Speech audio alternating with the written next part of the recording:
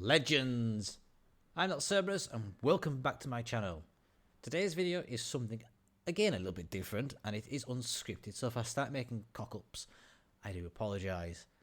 But yes, anyway, I've seen a lot of questions asked on Facebook and other social media platforms about which ship is better, whether that is Exeter or London. Now I can understand the confusion because there is now two tier 5 premium heavy cruisers for the Royal Navy, and I think a lot of people are a bit iffy over which one would suit their playstyle best. Now, this video is not going to be a review, but if you want my very general gist of thoughts, essentially my thoughts are get Exeter. She is very agile, she's quick, she's got good reload, good torpedoes, and a good set of consumables. But if you want to make a more informed decision, I'm going to go through the stats as a comparison side by side, have some gameplay in the background, and then I'll list what I feel the pros and cons are of each ship at the end. And we will have a full video review of both ships at the end of the week. So we'll have a full review, a double feature on Sunday, all going to plan. But we all know how my plans go, so we'll have to see. But there's definitely a double feature planned on the cards. So let's get cracking, shall we? A quick note here, these are the base stats without any modifiers at all.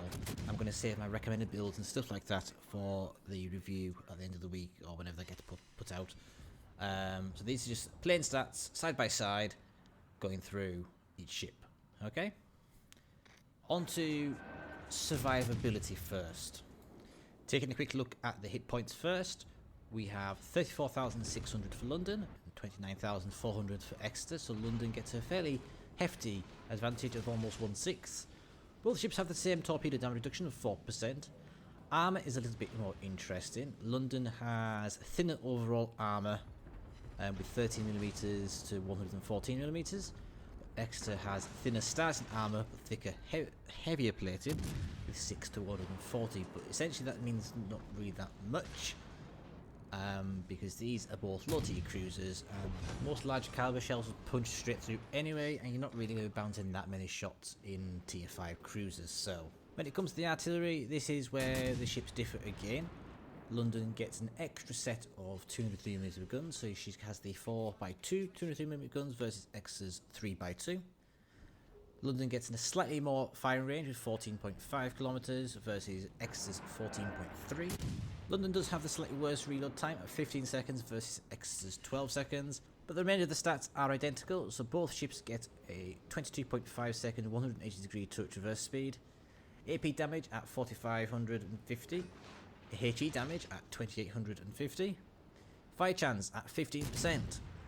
Both ships have 4x2 102mm secondary guns with a 4km range, 3 second reload time, 1500 HE damage, and 6% chance to set a fire. In terms of DPM, London does have the slight advantage thanks to that extra turret, even though she does have a slight slower reload. So London's DPM on average for AP shells is 145,600 versus 136,500 for Exeter. And that remains true for the HE damage, with the base DPM being 91,200 for London, with Exeter following suit at 85,500. However, this time it swings rather heavily in the favour of Exeter.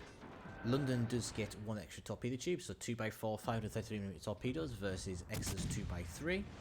But London's torpedoes only have a 7km range versus the 8km on the Exeter.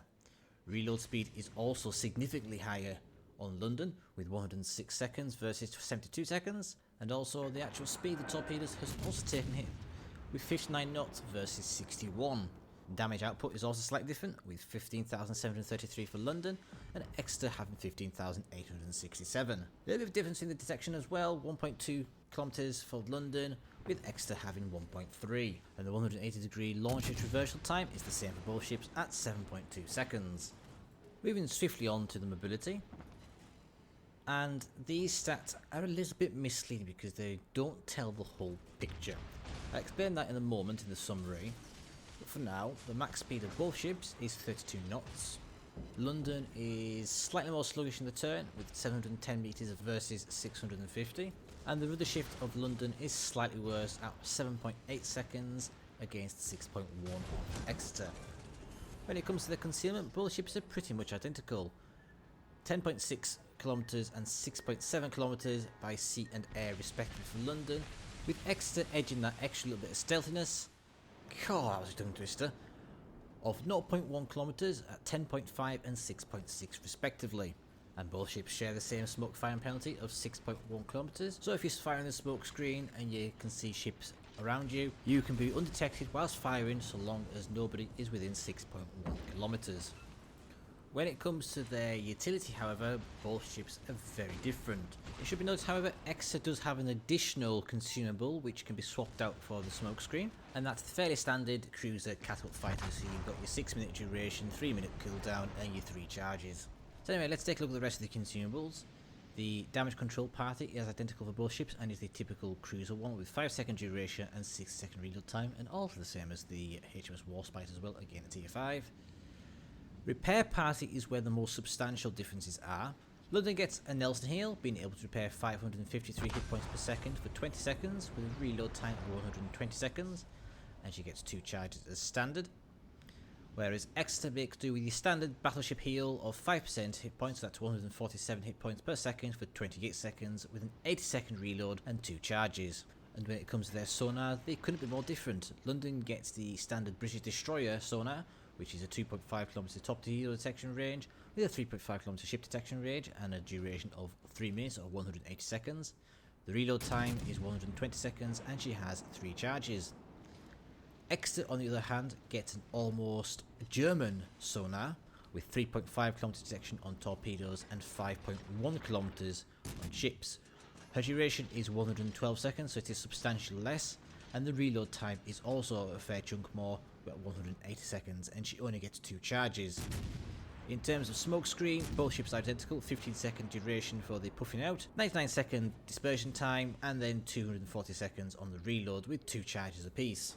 And then we come to our pros and cons summaries. So, London first. She has amongst the highest effective hit point pools of any cruiser in the game, possibly save for Edinburgh and Alaska.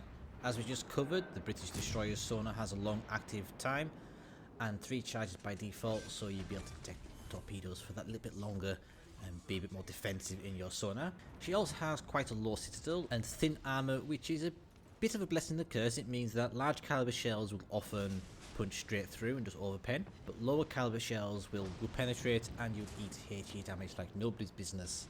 However, she is a very large target with very sluggish acceleration and very lackluster handling, which leads me on to what I just said in the mobility section about the hidden stats. London does not get the enhanced acceleration which the light cruisers and Exeter enjoys for the British ships.